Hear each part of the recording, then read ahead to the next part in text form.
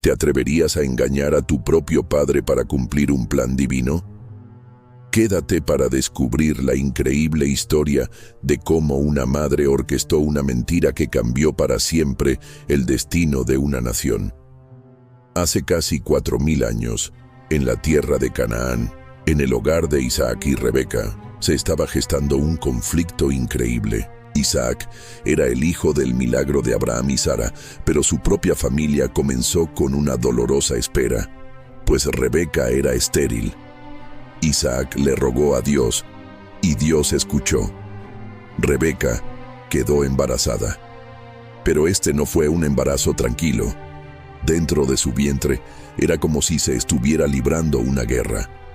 La lucha era tan violenta que Rebeca, en su angustia, le preguntó a Dios si valía la pena vivir así. La respuesta que recibió no solo definiría la vida de sus hijos, sino el curso de la historia. Dios le dijo: 2 naciones hay en tu seno, y 2 pueblos se dividirán desde tus entrañas. Un pueblo será más fuerte que el otro, y el mayor servirá al menor. Esta profecía se clavó en el corazón de Rebeca. El orden natural, la tradición que decía que el primogénito lo heredaba todo, acababa de ser puesto de cabeza por un decreto divino. El menor, no el mayor, llevaría el estandarte de la promesa. Cuando llegó el día del parto, la profecía tomó forma. El primer niño en nacer era rojizo y estaba cubierto de vello, como si llevara un abrigo de piel. Lo llamaron Esaú, que significa velludo. Justo después salió su hermano con la mano firmemente agarrada al talón de Esaú. A este niño lo llamaron Jacob, un nombre que significa el que toma por el talón, o más directamente, suplantador. ¿Te imaginas? Desde su primer aliento, sus destinos ya estaban en conflicto. Los años pasaron y los niños se convirtieron en hombres tan diferentes como el día y la noche. Esaú era un hombre de campo, un cazador audaz y de espíritu libre. Su padre, Isaac, lo adoraba. Tenía una debilidad por él. Le encantaba el sabor de la caza que traía a casa. En Esaú, Isaac veía una fuerza que admiraba. Jacob, en cambio, era un hombre tranquilo que prefería la quietud de las tiendas. Era hogareño, introspectivo, y por eso era el favorito indiscutible de su madre, Rebeca. Ella, aferrada a la profecía, veía en Jacob al elegido por Dios. Este favoritismo de los padres partió la casa en 2, Isaac y Esaú por un lado, Rebeca y Jacob por el otro. La tensión, aunque silenciosa, era una corriente subterránea que preparaba el terreno para la tormenta que se avecinaba. El primer momento que nos reveló de qué estaban hechos realmente los hermanos no ocurrió en una gran batalla, sino en un instante de hambre y debilidad. Un día, Esaú volvió del campo, totalmente agotado. El aroma de un guiso de lentejas lo guió hasta donde estaba Jacob, cocinando tranquilamente. El hambre de Esaú era tan abrumadora que no podía pensar en otra cosa. «Por favor, dame de ese guiso rojo que me estoy muriendo», le suplicó. Jacob, el observador, el calculador, vio su oportunidad de oro. No fue un impulso, fue un movimiento fríamente calculado. Miró a su hermano mayor, vulnerable y desesperado, y le dijo con una calma increíble: «Véndeme hoy tu primogenitura». La primogenitura no era un simple título, era un derecho sagrado. Significaba recibir el doble de la herencia y, más importante aún, el liderazgo espiritual de la familia. La respuesta de Esaú nos dice todo sobre él. «¿De qué me sirve la primogenitura?», dijo con desdén. Para Esaú, el futuro eterno no valía nada comparado con un estómago vacío. «Júramelo hoy», insistió Jacob.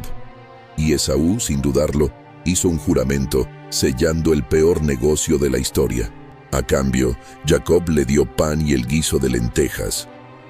La Biblia cierra el episodio con una frase demoledora: «Así menospreció Esaú la primogenitura». Este plato de lentejas fue solo el aperitivo del engaño mucho más grande que estaba por venir.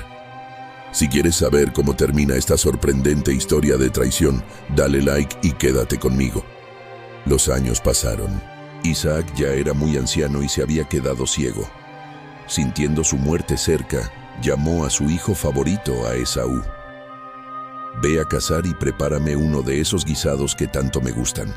Tráemelo, para que mi alma te bendiga antes de que yo muera». Aquí vemos que la ceguera de Isaac no era solo física.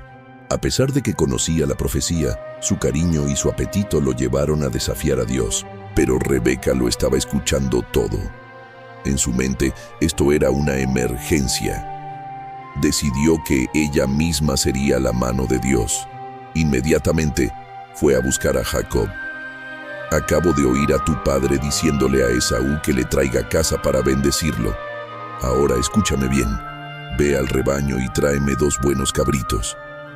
Con ellos, ella prepararía un plato tan perfecto que su anciano esposo no notaría la diferencia. «Y tú», le ordenó, «se lo llevarás a tu padre para que coma y te bendiga a ti antes de morir». La objeción de Jacob no fue moral. Le daba miedo que lo pillaran.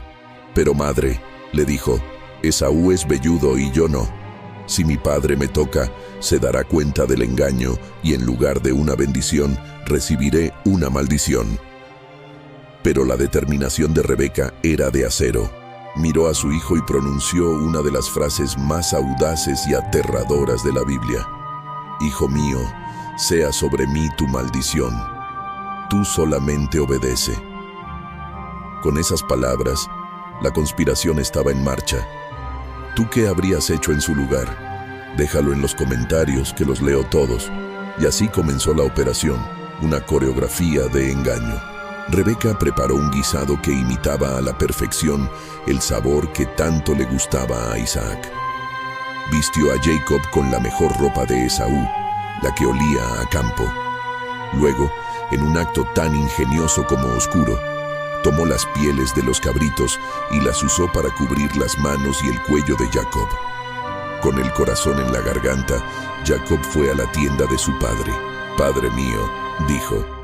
«¿Quién eres, hijo mío?», preguntó Isaac confundido. Y aquí vino la mentira, el punto de no retorno. «Yo soy Esaú, tu primogénito», respondió Jacob. Isaac sospechaba. «¿Cómo la encontraste tan rápido, hijo mío?», preguntó. Jacob, pensando rápido, usó a Dios como coartada. «Porque el Señor tu Dios hizo que la encontrara», dijo. «¡Qué jugada tan audaz!». «Acércate para que te toque», ordenó Isaac. Este era el momento de la verdad. Isaac extendió sus manos y palpó las manos cubiertas con la piel velluda. Tocó su cuello, pero la voz no encajaba. En uno de los momentos más tensos del relato, Isaac murmuró: «La voz es la voz de Jacob, pero las manos de Esaú». Por un instante, el destino pendió de un hilo, pero sus manos le ganaron a sus oídos. Isaac se rindió a la mentira, comió del guisado y bebió del vino. Y entonces, con el estómago lleno y el corazón engañado, Isaac pronunció las palabras de poder. Otorgó la bendición. «Dios, pues, te dé del rocío del cielo y de las grosuras de la tierra. Sé señor de tus hermanos. Malditos los que te maldigan, y benditos los que te bendigan». El suplantador había ganado. El engaño se había consumado. Apenas había salido Jacob cuando la puerta se abrió de nuevo. Era Esaú. Con orgullo le dijo a su padre: «Levántese mi padre y coma de la casa de su hijo para que me bendiga». La reacción de Isaac fue de terror puro. Empezó a temblar violentamente. «¿Quién eres tú?», susurró. «Soy tu hijo, tu primogénito, Esaú». Isaac, temblando sin control, balbuceó: «¿Y quién es el que vino aquí antes que tú? Comí de todo lo que me trajo. Yo le bendije, y será bendito». En esas últimas palabras había una terrible resignación. Una bendición pronunciada no se puede retirar. Cuando Esaú escuchó eso, lanzó un grito muy grande y muy amargo. Era el sonido de un alma a la que le acaban de arrancar su futuro. «Bendíceme también a mí, Padre mío», suplicó. Pero la verdad era dolorosa. Vino tu hermano con engaño y se llevó tu bendición. La amargura de Esaú explotó. «Con razón se llama Jacob», exclamó, que significa suplantador. «¿No has guardado ninguna bendición para mí?». El hombre que despreció su herencia espiritual ahora lloraba por ella. Pero ya era demasiado tarde. Isaac, con el corazón roto, le dio a Esaú lo único que quedaba: una profecía sombría. Viviría por su espada y serviría a su hermano. Esa verdad amarga lo envenenó todo. El dolor de Esaú se convirtió en un odio asesino. «Cuando termine el luto por mi padre», se dijo, «mataré a mi hermano Jacob». Sus palabras llegaron a oídos de Rebeca. La arquitecta del engaño se enfrentaba ahora a la consecuencia más terrible. De nuevo, actuó rápido y le dijo a Jacob que huyera a casa de su hermano Labán. Su idea era que Jacob se quedara allí unos pocos días. Pero qué equivocada estaba. Esos pocos días se convirtieron en 20 largos años. Y en la ironía más cruel, Rebeca, la madre que lo arriesgó todo, nunca más volvió a ver a su hijo favorito. Murió antes de que Jacob regresara. El engaño le costó exactamente lo que más quería.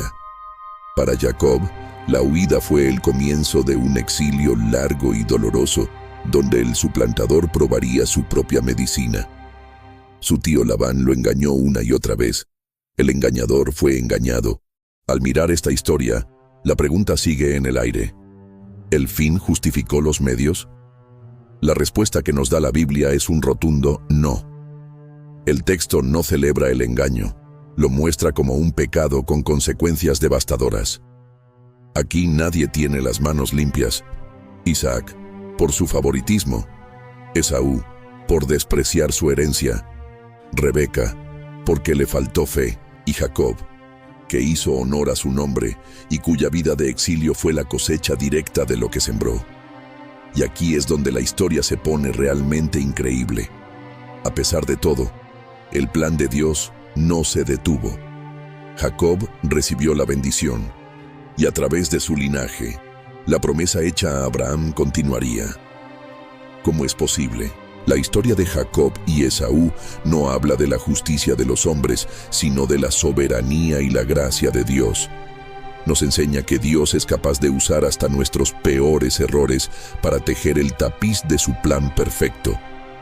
Él no aprobó el engaño, pero lo usó. Entonces, ¿qué nos queda después de esta historia tan intensa?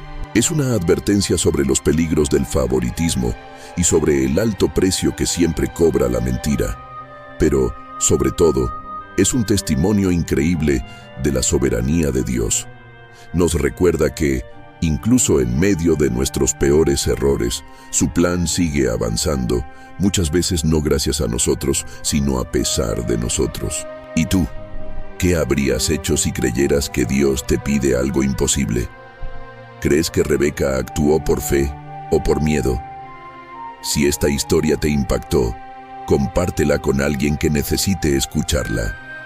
Suscríbete para no perderte el próximo episodio y dime, ¿qué personaje bíblico quieres que narremos la próxima semana? Déjamelo saber en los comentarios.